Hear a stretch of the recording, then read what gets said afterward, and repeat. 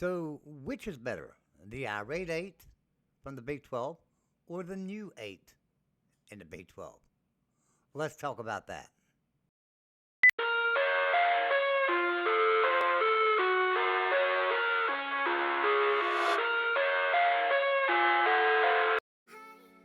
Happy Tuesday, everyone. I hope you've had a great day.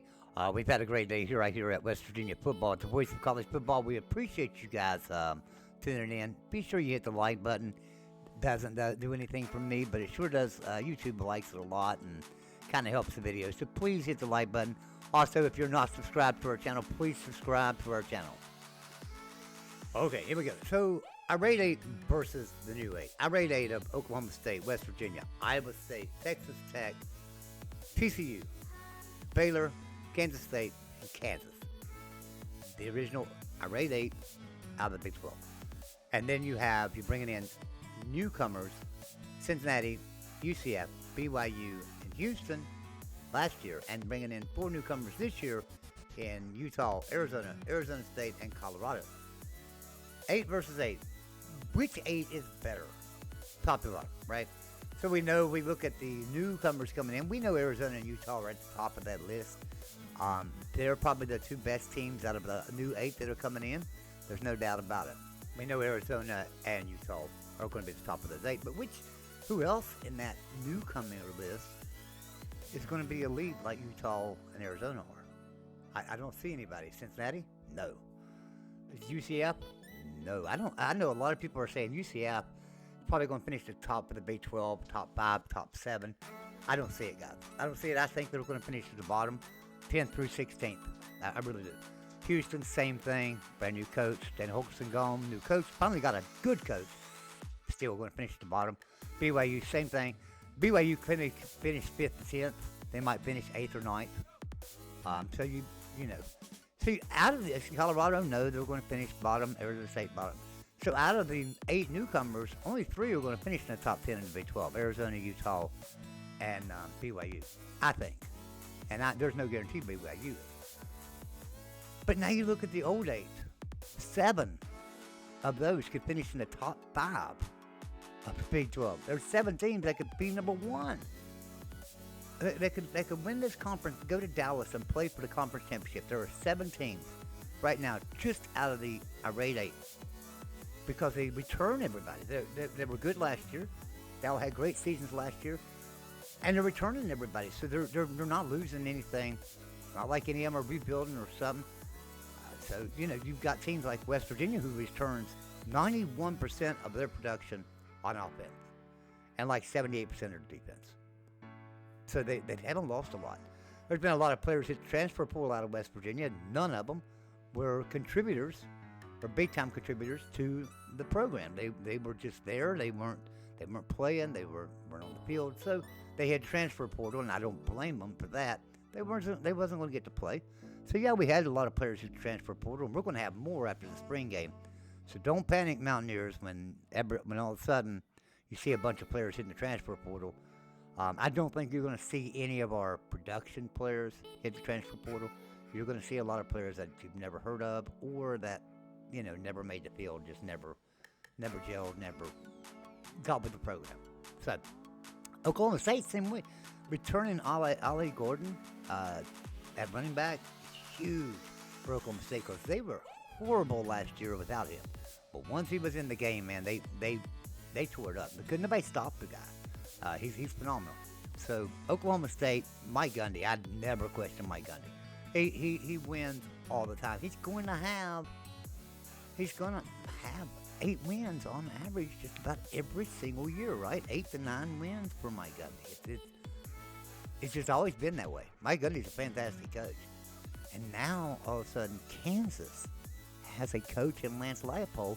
Not only that, but a lot of money being put into that football program. I mean, a lot of money. They put $225 million at that program last year to build a big football stadium or build a new stadium or add on to their stadium and all kinds of stuff, plus their facilities, upgrades, and not only that, they were able to keep Lance Leipold as their head coach, which nobody foreseen. Everyone felt like that people were going to come after Lance Leipold and hire him, right out from under Kansas, and Kansas was going to lose him. No, Kansas threw some money his way, kept him.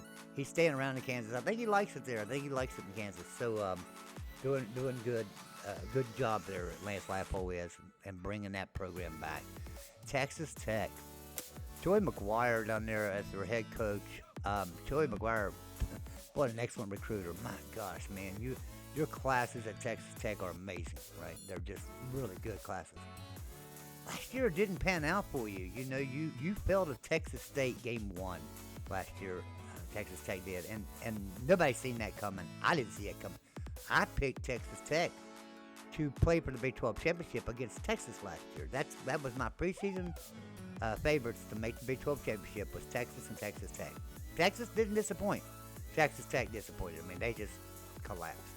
TCU, Sunday nights, same thing. Kansas State, they're just going to have a good football program.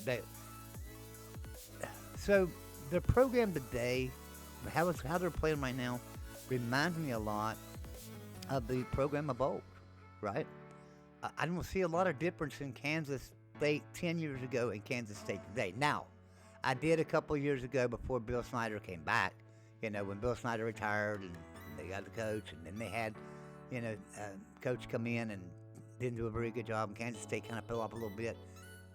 But you know what? They're doing great now. They are back to true form of Kansas State football, which is just tough, snot-nosed football, right? I mean, they get down in the trenches, and they beat you in the trenches. They don't make mental mistakes. They don't make errors. They don't jump off sides. They don't get pass interferences. They are just a disciplined football team, well coached, and they get down in the trenches, and they battle you out in the trenches. And that's why Kansas State is so good. And that's why they can beat anybody and everybody on any given day. I think you could say the same thing about West Virginia. Now, Iowa State's probably going to be a top 10 team in the Big 12 this year. I don't see them top 5. But, you know, Iowa State, Matt Campbell's done a fantastic job at Iowa State. Iowa State was a dumpster fire of a program, right? They were really, really bad. Go back and look before Matt Campbell got there. They were lucky if they were winning 2 games a year. Sometimes they might win 4. They never had winning seasons. Matt Campbell comes in, takes that program, and just takes off, and has done an amazing job with it. We didn't think they would keep Matt Campbell after 2020 and 2021, and Matt Campbell went nowhere.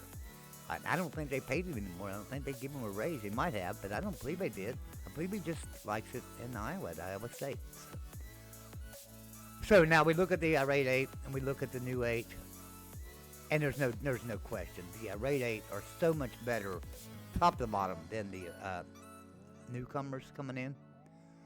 With the exception of Arizona and Utah, and maybe a few years down the road, Colorado, right?